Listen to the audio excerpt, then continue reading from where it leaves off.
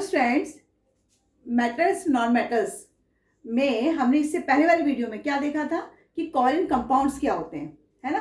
और उनमें कितने टाइप्स के कोवैलेंट कंपाउंड्स होते हैं, जिसमें हमने देखा था single bond and double bond and triple bond. Single bond में एग्जांपल के साथ हमने स्टडी कर चुके हैं। आज जो हम वीडियो बना रहे हैं या हम जो स्टडी करेंगे वो क्या होगी, double covalent compounds and triple covalent compounds की। इसी के साथ उनके एग्जाम्पल फॉर्मेशन देखेंगे हम, कैसे कैसे होते हैं डबल बॉन्ड और ट्रिपल बॉन्ड, कैसे बनते हैं, कैसे इलेक्ट्रॉन की शेयरिंग होती है। और इसी के साथ हम देखेंगे आयनिक और कोवैलेंट कंपाउंड में डिफरेंस क्या होता है। ओके, तो लेट अस स्टार्ट। सेकंड हमारा आता है डबल कोवैलेंट बॉन्ड। अब हम क्या पढ़ रहे हैं, डबल कोवैलेंट बॉन्ड पढ़ रहे हैं। डेफिनेशन देखो इसकी क्या है। अ double bond is formed by the sharing of two pairs of electrons between two atoms. दो एटम्स के बीच में अब जो इलेक्ट्रॉन्स की शेयरिंग होगी वो टू पेयर्स में होगी। पहले वाले में हमने वन पेयर में देखी थी, है ना। तो अ double covalent bond compounds formed by the sharing of four electrons between two atoms, each atom contributing two electrons। यानी इस बार जो दो एटम्स अपने इलेक्ट्रॉन्स की शेयरिंग करेंगे तो उसमें जो इलेक्ट्रॉन्स की पेयरिंग होगी वो टू पेयर्स होंगे और इलेक्ट्रॉन्स कितने होंगे, फोर इलेक्ट्रॉन्स। तो इनकी जो बॉन्डिंग को हम रिप्रेजेंट करेंगे वो किस तरह से करेंगे, दो स्मॉल लाइनें, ये देखिए इस तरह से पेयरिंग शो होगी। डबल बॉन्डिंग को इस तरह से शो किया जाएगा। समझ आया? इसको एग्जांपल्स के थ्रू समझेंगे तो ज़्यादा क्लियर होगा। जैसे हमने उसमें देखा था कि डबल बॉन्ड होते और सिंगल बॉन्ड क्या होते हैं। अब की बार हम देखेंगे कि डबल बॉन्ड क्या होते हैं।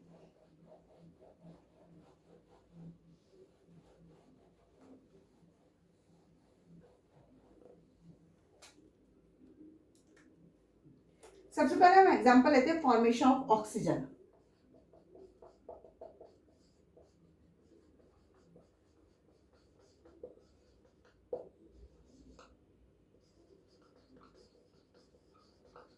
ऑक्सीजन मॉलिक्यूल, देखिए ऑक्सीजन मॉलिक्यूल को हम O2 से रिप्रेजेंट कर रहे हैं। समझ आया? O2 को हम ऐसे रिप्रेजेंट कर रहे हैं। क्लियर? अब देखना सुनना, oxygen atom is very reactive and cannot exist free। Why? Oxygen atom reactive है लेकिन एग्जिस्ट नहीं करता एनवायरनमेंट में फ्री रूप में। ऐसा क्यों?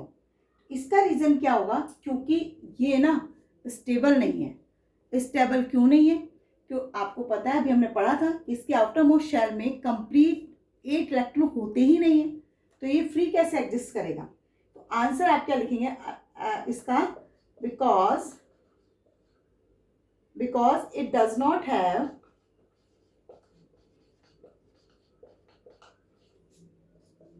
द स्टेबल, क्योंकि स्टेबल नहीं होता है ना, stable inert gas.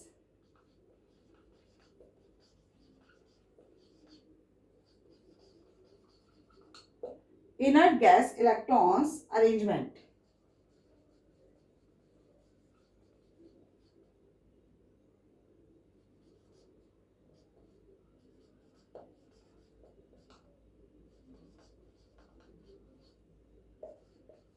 Valence shell. समझ आई बात कि it does not have the stable inert gas electron arrangement in its valence shell. अभी मैंने आपको ये बता दिया है कि जो ऑक्सीजन होता है उसके आउटरमोस्ट शेल में पूरे ऑक्टेट न होने के कारण वो फ्री रूप से एग्जिस्ट नहीं कर पाता है ना। तो किसी भी एलिमेंट के लिए जब ये चीज़ पूछी जाएगी तो मोस्ट प्रोबेबली आपका आंसर यही होगा। समझ आए? यहाँ ऑक्सीजन के बारे में, किसी और के बारे में आपसे अगर पूछ लिया जाए तो भी आपका आंसर ये होगा, क्योंकि वो स्टेबल नहीं है। स्टेबल नहीं है तो वो एग्जिस्ट कैसे करेगा? अब यहाँ पर फॉर्मेशन देखते हैं कैसे होता है फॉर्मेशन।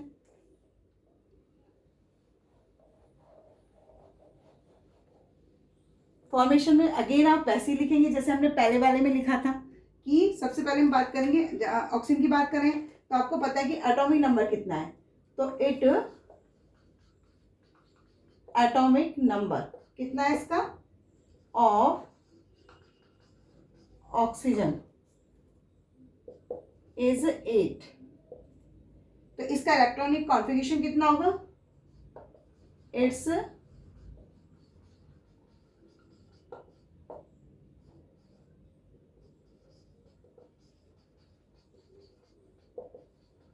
कॉन्फ़िगरेशन कितना होगा 2 6। 2 6 का मतलब ये K होगा और ये L होगा, क्लियर। 6 इलेक्ट्रॉन इसके आउटर मोस्ट शेल में प्रेजेंट है ना। 6 इलेक्ट्रॉन प्रेजेंट इन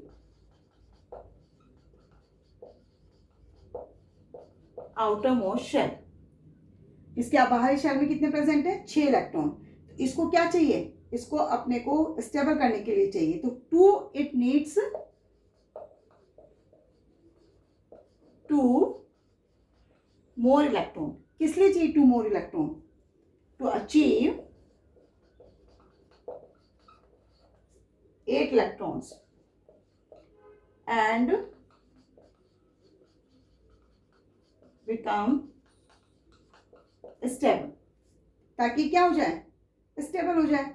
तो स्टेबल के लिए क्या करेगा, अपने ही 4 इलेक्ट्रॉन्स अपने ही ऑक्सीजन एटम से रिएक्ट कर जाएगा और आपस में ही शेयरिंग कर लेगा। कैसे कर लेगा, देखिए ये ऑक्सीजन 2 to 4 और 2 6, ये 2 मैं इधर बना देती हूँ ताकि ये शेयरिंग करेगा तो तब आपस में जुड़ सकें। 2 और 2 और ये 2, क्लियर। अब जब शेयरिंग होगी तो कैसे होगी,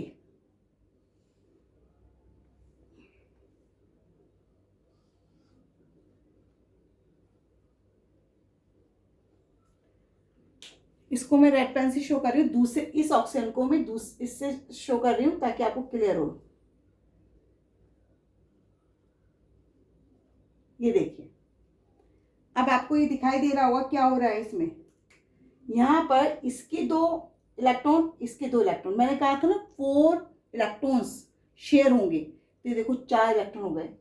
इसका ऑक्टेट पूरा हो गया और इसका भी ऑक्टेट पूरा हो गया। 2 2 4 2 6 और 2 8, 2 2 4 2 6 2 8। तो लेकिन यहाँ पर जितने इलेक्ट्रॉन ने शेयर करा वो कितने हैं, 2 पेयर ऑफ इलेक्ट्रॉन्स, है ना। और इसकी शेयरिंग के कारण अब हमें ये कैसे शो करके दिखाया जा रहा है, ये अगर देखा जाए तो ये ऑक्सीजन और ये ऑक्सीजन, इसमें चूंकि 2 इलेक्ट्रॉन है, इसके 2 इलेक्ट्रॉन, इसके 4 इलेक्ट्रॉन हो गए, इसलिए डबल बॉन्ड इस तरह से शो करके दिखाया जाएगा। ये क्या कहलाता है, डबल बॉन्ड कहलाता है। और इसीलिए हम इसको क्या लिखते हैं, O2। मेरे ख्याल से समझ आ गया ऑक्सीजन मॉलिक्यूल कैसे बनता है, formation of oxygen molecule. Next example लेते हैं हम carbon dioxide molecule.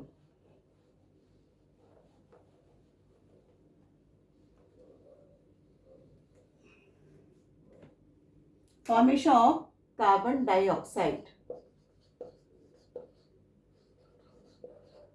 Molecule. Carbon dioxide molecule में अगेन आप सेम एज इट इज जैसे भी मैंने लिखकर दिखाया है वैसे ही आप बताएंगे। कार्बन डाइऑक्साइड मॉलिक्यूल का मतलब, अगर आपसे कार्बन की वैलेंसी और ऑक्सीजन की वैलेंसी पूछी जाती है तो वो भी आप बताएंगे। कार्बन के आउटर मोस्ट शेल में इलेक्ट्रॉन कितने होते हैं, ऑक्सीजन के आउटर मोस्ट शेल में इलेक्ट्रॉन कितने होते हैं, वो मैं बार बार लिख के दिखा चुकी हूँ कितने होते हैं। तो डायरेक्ट अगर हम इसकी बात करें तो कार्बन के आउटर मोस्ट शेल में इलेक्ट्रॉन कितने होते हैं, 4 इलेक्ट्रॉन होते हैं, 2 और ये 2 4, क्लियर। अब इसको रिएक्शन किससे करनी है, ऑक्सीजन से। इसको चाहिए 4 इलेक्ट्रॉन, तो 4 इलेक्ट्रॉन के लिए इसके पास तो, लेकिन एक ऑक्सीजन के पास तो सिर्फ ओनली 2 ही इलेक्ट्रॉन रहते हैं, है ना। 2 2 4 और ये 2 6, समझ आया। इसके तो 2 ही इलेक्ट्रॉन चाहिए इसे, है ना, वो इससे शेयरिंग करेगा। और इसको 4 चाहिए, तो ये क्या करेगा, हम क्या करेंगे, ऑक्सीजन को हम 2 ऑक्सीजन से इसकी रिएक्शन करा देंगे। दो ऑक्सीजन से रिएक्शन कराते ही जुड़ेगा कैसे, किस तरह से इसकी रिएक्शन बनेगी। देखिए कार्बन को आप मिडिल में रखेंगे, समझ आया, और यहाँ पर क्या होगा आपका ऑक्सीजन, और यहाँ भी क्या होगा ऑक्सीजन। अब इसकी शेयरिंग कैसे होगी, सबसे पहले तो आप क्या करें, अपने कार्बन के 2 इलेक्ट्रॉन बना दीजिए, ये 2 इसके और 2 इसके, कार्बन के 4 हो गए। अब ऑक्सीजन के बना दीजिए, ऑक्सीजन के कैसे बनेंगे, 2 2 4 और ये 2 6, 2 2 4 और ये 2 6, समझ आया। अब आप देखो क्या ऑक्सीजन के कार्बन के कंप्लीट हो गए, 4 और 4 8, यानी ऑक्सीजन तो कार्बन तो आपका कंप्लीट हो गया। अब आप इसके देखिए ऑक्सीजन के 2 to 4 to 6 to 8, यानी ऑक्सीजन भी कंप्लीट हो गया।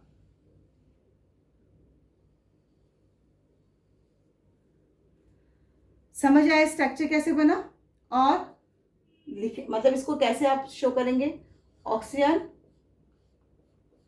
ये डबल बॉन्ड आपको दिखाई दे रहा है।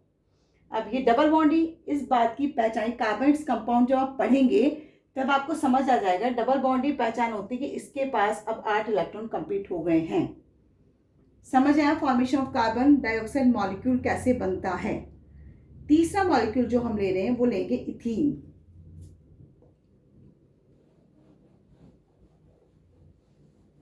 ये सेकंड एग्जाम्पल था जो अभी हमने कार्बन डाइऑक्साइड मॉलिक्यूल पढ़ा, और अब हम थर्ड एग्जाम्पल पढ़ रहे हैं जो हमारा क्या है, इथीन C2H4। ये इसको भी हम हाइड्रोकार्बन कहते हैं। जब भी कभी कार्बन हाइड्रोजन से रिएक्ट करेगा तो उसे हम क्या कहते हैं, हाइड्रोकार्बन कहते हैं। और ये क्या है, इथीन,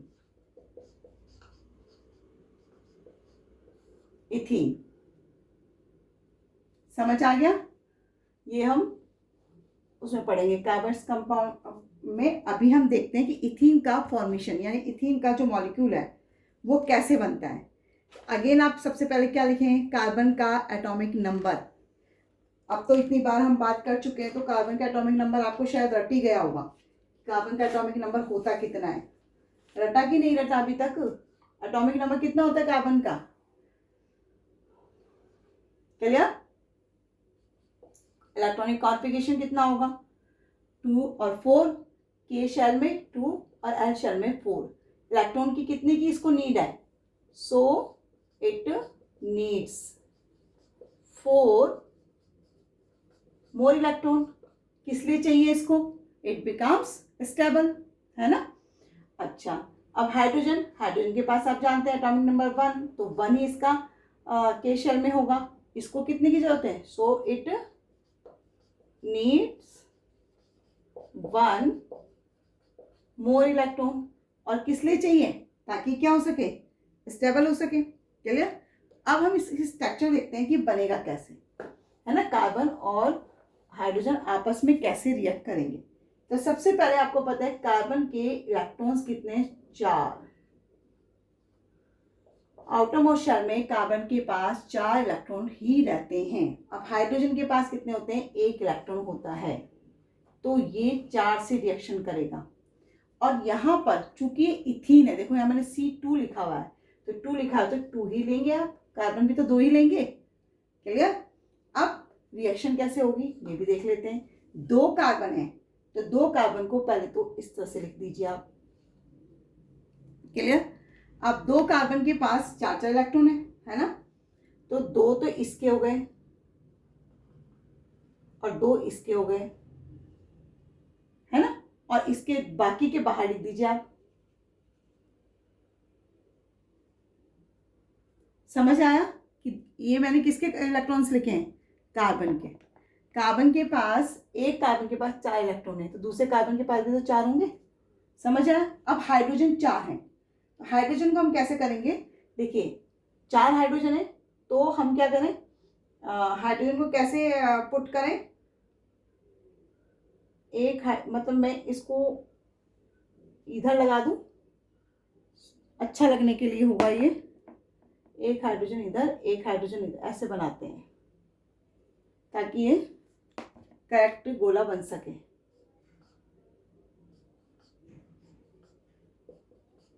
ठीक है।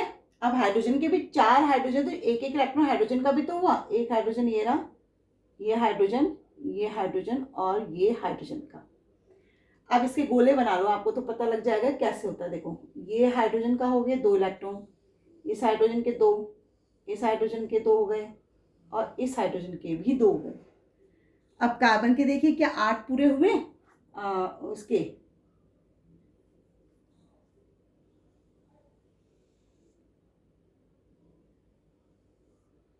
हुए ना। ऐसे इधर वाले की भी बनाओ, ये देखिए, इसीलिए मैंने एक गोला इधर बना दिया था, समझ आया क्यों मैंने इसको अलग अलग किया था। अब देखिए 4 पेयर है, 4 इलेक्ट्रॉन्स हैं, 2 पेयर्स हो गए ना। तो ये जो पेयर है, ये 4 इलेक्ट्रॉन्स का पेयर है, इससे जो बॉन्डिंग होगी वो डबल बॉन्ड होगा, यानी C और 4 है इसलिए डबल बॉन्ड। और हाइड्रोजन मैंने इधर लगाया था, ये देखिए ये सिंगल बॉन्ड शो करेगा, ये भी सिंगल बॉन्ड और ये भी सिंगल बॉन्ड। इस तरह से आपका इथीन मॉलिक्यूल की स्ट्रक्चर कंप्लीट होगी। समझ आया डबल बॉन्ड में किस तरह से स्ट्रक्चर कंप्लीट हो रही है।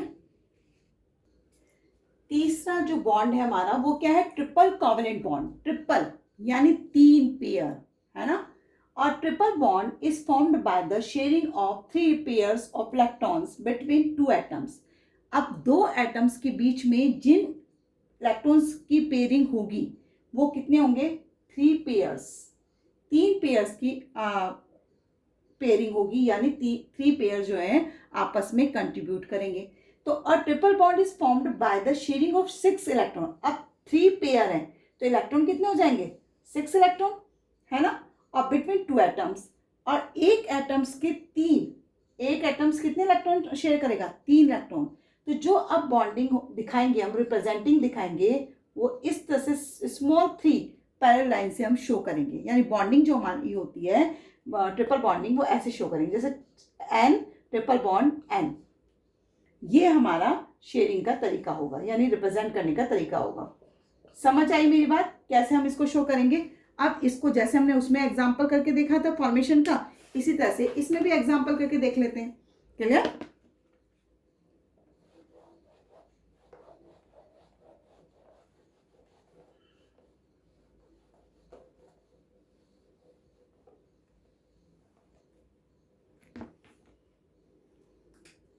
सबसे पहला एग्जांपल हम ले रहे हैं फॉर्मेशन ऑफ नाइट्रोजन।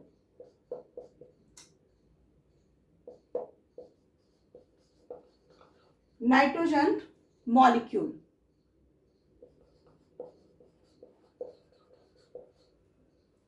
क्लियर। और इसको नाइट्रोजन मॉलिक्यूल है तो इसको N2 से रिप्रेजेंट करेंगे। जैसे हमने ऑक्सीजन में बोला था कि जो हमारा नाइट्रोजन है, nitrogen atom is very reactive and can not exist free.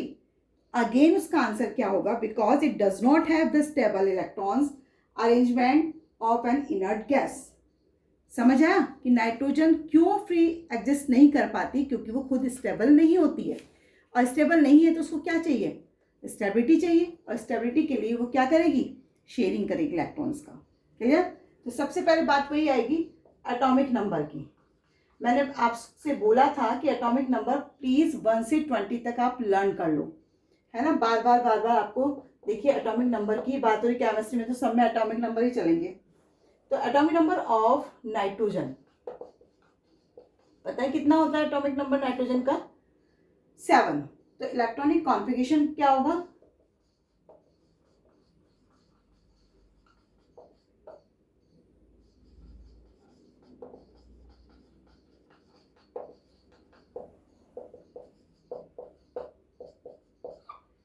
To और 5। के शेल में 2 इलेक्ट्रॉन और उसमें एल शेल में कितना हो जाएगा 5 इलेक्ट्रॉन्स। तो इसको क्या चाहिए, इसको कितने इलेक्ट्रॉन्स की जरूरत है वो करने के लिए, स्टेबिलिटी को लेने के लिए, क्योंकि इसके आउटर मोस्ट शेल में nitrogen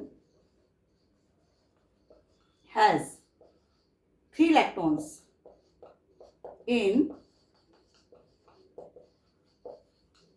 outermost shell. It needs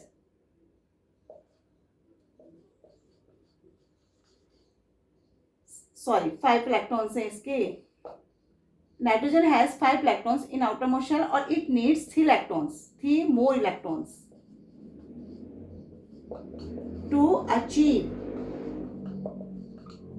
क्या अचीव करना चाहता है ये? स्टेबिलिटी. तो to achieve the 8 electrons complete करेगा of an inert gas and become stable. समझ आया? आपको किसी भी फॉर्मेशन, जब भी किसी एलिमेंट का फॉर्मेशन आपको शो करना होगा तो आपको इतना सब कुछ लिखना ही पड़ेगा, उसके बाद फॉर्मेशन करना. ठीक है.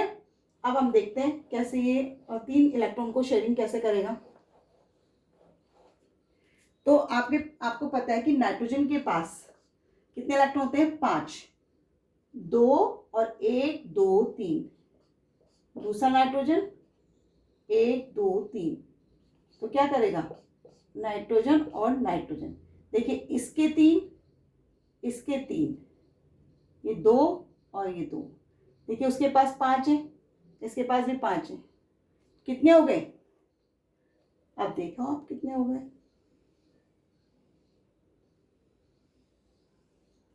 समझ आ गया? 8 हो गए ना इसके. देखो हो गए 8. ऐसे इसके भी देखो. क्लियर हुआ? समझ आया? 8 कैसे हुए? तो क्या बना? क्योंकि इसने देखो 3 इलेक्ट्रॉन और इसके भी 3 इलेक्ट्रॉन, यानी 3 पेयर्स ऑफ इलेक्ट्रॉन का इसने शेयरिंग करी है. तो हम बॉन्डिंग क्या शो करेंगे? 3. Clear? Formation of nitrogen molecule कैसे बना है. अब नेक्स्ट एग्जाम्पल एक और लेते हैं हम. एग्जाम्पल इसका किसका लेंगे?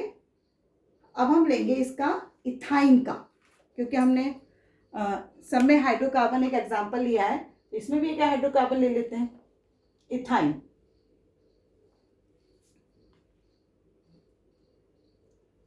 C2H2 इथाइन का फॉर्मूला होता है. कहते हैं कैसे? इथाइन.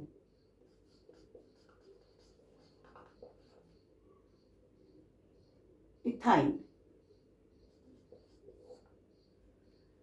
समझ आया? Formation of ethyne. हाइड्रोकार्बन है क्योंकि कार्बन ने हाइड्रोजन से रिएक्शन करी है. अगेन बात करते हैं कार्बन का एटॉमिक नंबर कितना होता है. बताइए कितना होता है? बहुत देर हो गई आपको, मैं बार बार बता रही हूँ, इतनी बार रिपीट कर चुकी हूँ. कार्बन का एटॉमिक नंबर कितना होता है? हाँ बिल्कुल सही, 6. और कितना हुआ? 2 4. आउटरमोस्ट शेल में इलेक्ट्रॉन 4. इसको जरूरत कितने की है? बिल्कुल सही, 4 इलेक्ट्रॉन की है ना. और 4 इलेक्ट्रॉन के लिए क्या करेगा? शेयरिंग करेगा. किससे? हाइड्रोजन से. समझ आ रहा है? इसका मतलब आप लोगों को हाइड्रोजन के पास कितने आउटरमोस्ट शेल इलेक्ट्रॉन? 1. ये के में था, ये एल में था. इसके आउटरमोस्ट शेल में इलेक्ट्रॉन कितने? के में 1 इलेक्ट्रॉन है. इसको कितने की जरूरत है? 1 मोर इलेक्ट्रॉन की. किस लिए चाहिए इसको? स्टेबिलिटी के लिए चाहिए. समझ आ रही है पूरी तरह से बातें, है ना. अब इसको जब इसको 1 मोर इलेक्ट्रॉन चाहिए, इसको कितने चाहिए? 4 इलेक्ट्रॉन चाहिए. तो दोनों आपस में शेयरिंग देखो कैसे करेंगे. तो कार्बन के पास आपको पता है 4 इलेक्ट्रॉन्स रहते हैं, है ना. 1 2 3 और 1. आप यहाँ देख रहे हैं 2 लिखा है मैंने, तो नेचुरल की यहाँ 2 होगा. क्लियर? उसके बाद हाइड्रोजन ने भी 2 ने रिएक्ट किया है. हाइड्रोजन के पास 1 इलेक्ट्रॉन रहता है. अब दोनों ने शेयरिंग करी, दोनों भाई बंद हो गए कि चलो भाई आपस में मिल जाते हैं, शेयरिंग कर लेते हैं, तीसरे की हमें जरूरत ही नहीं पड़ेगी.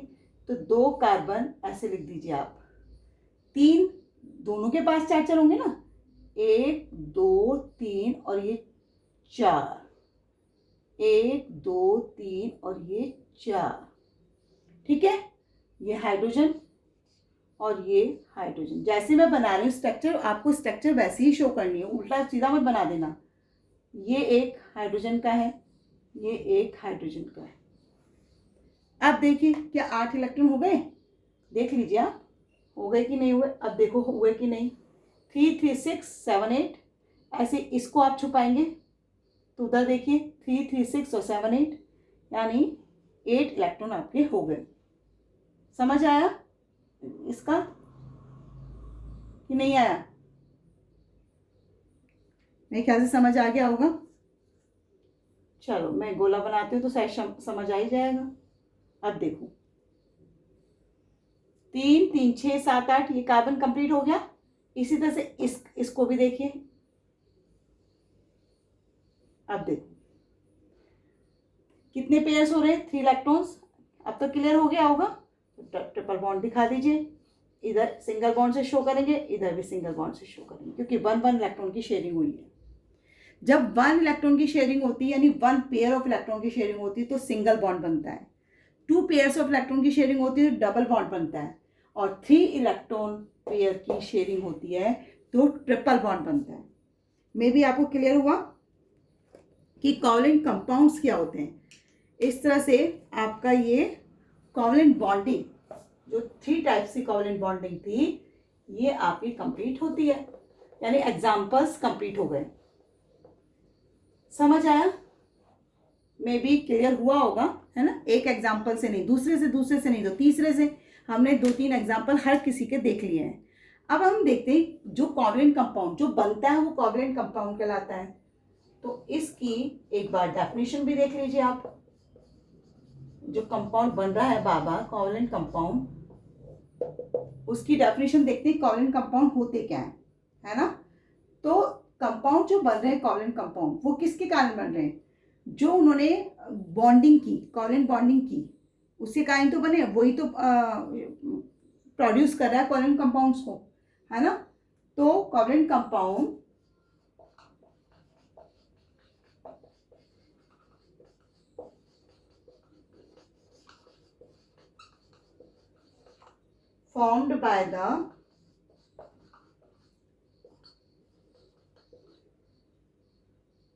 formed by the sharing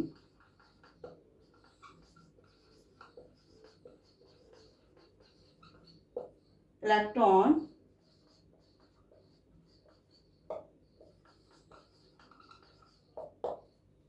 atoms। समझ आया? कोवलेंट कंपाउंड्स क्या होते हैं कि covalent compounds are formed by the sharing of electrons between atoms. Covalent compound वो होते हैं जब किन्हीं भी एटम्स के बीच में शेयरिंग हो रही होती है, तो उसे हम क्या कहते हैं, कोवलेंट कंपाउंड्स कहते हैं। और इस तरह से आपका कोवलेंट बॉन्डिंग फिनिश होती है। मे बी क्लियर हुई होगी आपको। देखो एक क्वेश्चन मैं आपको बताती हूँ जो जैसे एग्जाम में जनरली आते हैं। इसमें से जो आएगा, बहुत सारे क्वेश्चन हैं। केमिकल प्रॉपर्टीज आपसे पूछी जा सकती है, कोई रिएक्शन पूछी जा सकती है, etcetera etcetera. Electron dot structure पर भी हम देख लेते हैं। जैसे क्वेश्चन उसने पूछा कि ड्रॉ द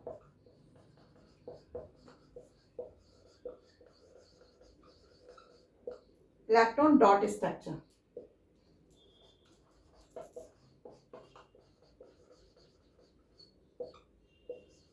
for H2S और सेकेंड उसने पूछा F2। वैसे तो हम पढ़ के आए और तुम्हें क्लियर भी हो चुका होगा कि कैसे हम बना सकते हैं अब इस समय, क्योंकि पहले तो आपको नहीं था आइडिया, लेकिन अब तो आपको आइडिया हो गया। ये क्या है, ये है पहले, हम सबसे पहले आंसर फर्स्ट का देख रहे हैं, है ना। ये क्या है, हाइड्रोजन सल्फाइड। हाइड्रोजन सल्फाइड है, ध्यान रखना। इसका पूरा नाम क्या है, हाइड्रोजन सल्फाइड।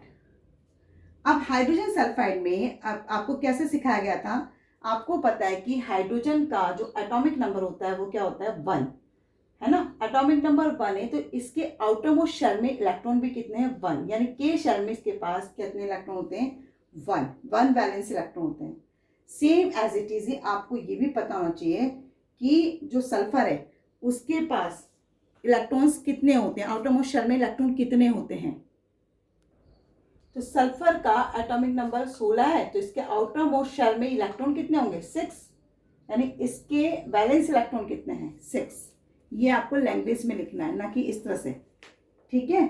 आप लिखेंगे, क्या लिखेंगे कि sulphur atoms has 6 valence electron. अब सल्फर शेयर करेगा अपने इलेक्ट्रॉन्स को, है ना। तो हाइड्रोजन के साथ शेयर कर रहा है, तो हाइड्रोजन और प्लस सल्फर। हाइड्रोजन के पास कितने इलेक्ट्रॉन है, 1। क्लियर। अब H2 है, तो 2 इलेक्ट्रॉन आप यहाँ लगा दीजिए, सॉरी 2 हाइड्रोजन इससे जुड़ेंगे सल्फर से। और इसके आउटर मोस्ट शेल में सल्फर कितने पाए थे, 6 हैं, 2 2 4 और ये 6 हो गए। मैंने अलग अलग इसलिए शो करके दिखाया है। इसमें देखो पेयर से लिखा है, इसमें अलग अलग, क्योंकि हमारे दो हाइड्रोजन आकर यहाँ जुड़ेंगे। अभी मैंने कई बार आपको बताया कि आपकी स्ट्रक्चर बिल्कुल क्लियर होनी चाहिए, है ना, कहाँ जोड़ना है कहाँ नहीं, ये आपको पता होना चाहिए। तो हम क्या करेंगे, इसको देखो सल्फर ये दो थे, एक और एक, यहाँ हाइड्रोजन जोड़ दीजिए आप। अब आपके पास हाइड्रोजन का इलेक्ट्रॉन, मैं रेड पेन से आपको शो कर देती हूँ कि ये हाइड्रोजन वाले इलेक्ट्रॉन्स हैं, ये हाइड्रोजन वाले हैं और ये ब्लू वाले सल्फर के हैं। तो देखिए हाइड्रोजन ने अपने दो पूरे कर लिए, इस हाइड्रोजन ने दो पूरे कर लिए, और इसके पास कितने हो गए, 8 इलेक्ट्रॉन। समझ आया। और स्ट्रक्चर कैसे बनेगी आपको सिखाया था कि स्ट्रक्चर बनने का तरीका क्या होगा, सल्फर यहाँ होगा, है ना, इसका H यहाँ होगा और H यहाँ होगा। ये दो दो पेयर से, मतलब एक एक ही तो इसने शेयरिंग करी है एक एक पेयर की, इसलिए हम इसको सिंगल बॉन्ड से शो करेंगे। और ये क्या कहलाएंगे, हमारे अनशेयर पेयर ऑफ इलेक्ट्रॉन। ये मैं बता चुकी हूँ पहले, है ना, उसमें हमने देख लिया है। ये हमारा फर्स्ट का आंसर था। सेकंड का आंसर हम देखते हैं क्या होगा। अगर मैं F2 का बनाना है तो F2 में भी हमें पता होना चाहिए कि एटॉमिक नंबर होता कितना है ना। अब F2 का बना लेते हैं।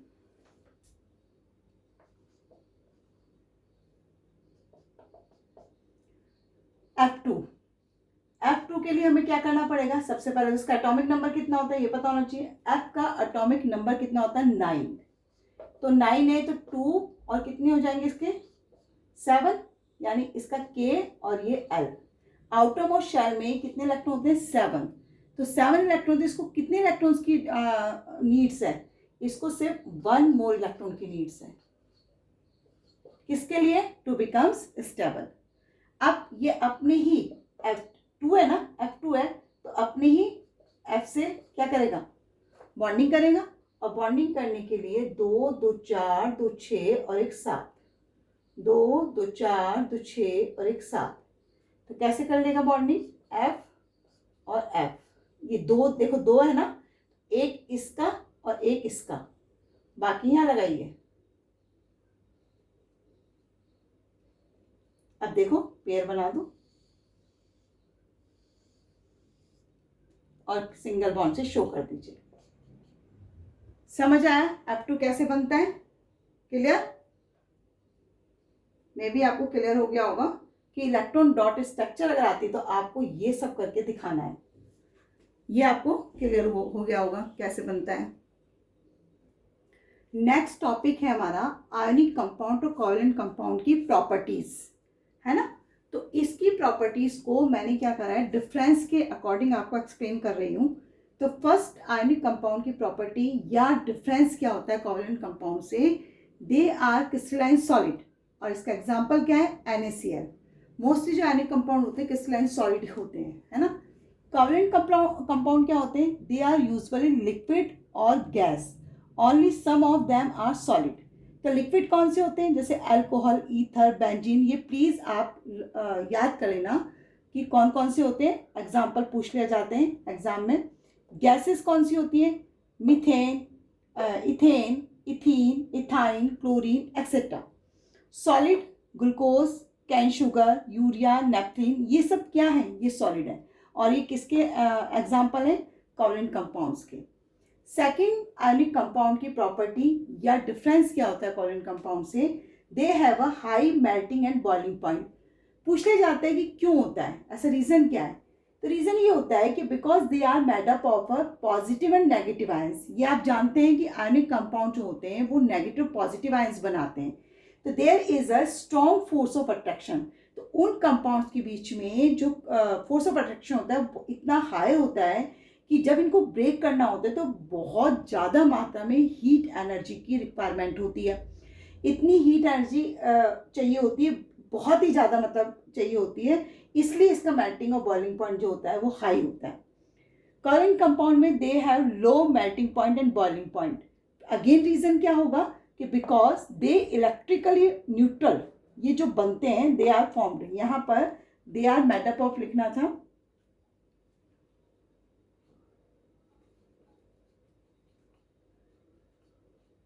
they are made up